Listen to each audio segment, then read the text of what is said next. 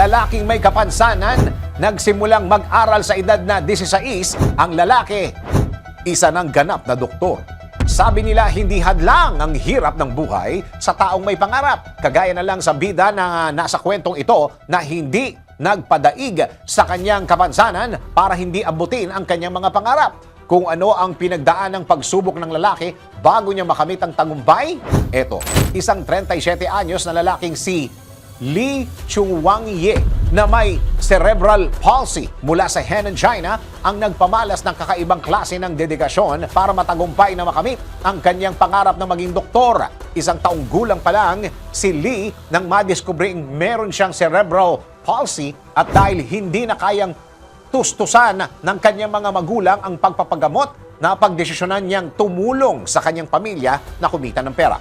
Kaya naman noong 9 anyos pa lamang si Lee, pumayag siya sa isang racket na ibinigay sa kanya ng lalaki ang pamamalimos. Namalimos si Lee sa loob ng 7 taon mula nung noon siya ay 9 anyos hanggang 16 anyos, kung saan kumikita siya ng 100 yuan o nagkakahalaga ng mahigit 800 pesos araw-araw.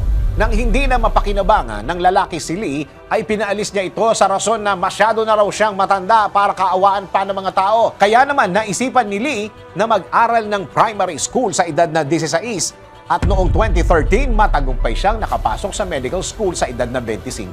Dahil din sa kanyang dedikasyon, nakapasok si Lee sa clinical program ng isang universidad kung saan ginamit niya ang kanyang kapansanan bilang case study na makakatulong sa mga medical students sa mga susunod na taon. Nagtapos si Lee ng pag-aaral sa edad na 31 at nagsimulang magtrabaho sa mga community clinics hanggang nagkaroon siya ng sariling clinic. Hindi lang yan, dahil kahit na siya ay may cerebral palsy, nagpamalas din ng kakaibang tapang si Lee matapos niyang ibahagi online na umaakyat siya ng bundok kasama ng kanyang partner na si Yu. Marami ang naantig sa ipinakitang dedikasyon ni Lee para makamit ang kanyang pangarap. Kaya umaasa si Lee na sa pamamagitan ng kanyang istorya, maraming tao ang ma-inspire at magsikap din kagaya niya. Ikaw, hahayaan mo bang panghinaan ka ng loob dahil sa pagsubok mo sa buhay o gagawin mo itong dahilan para mas lalong magsikap? DWIZ Research Report. Report.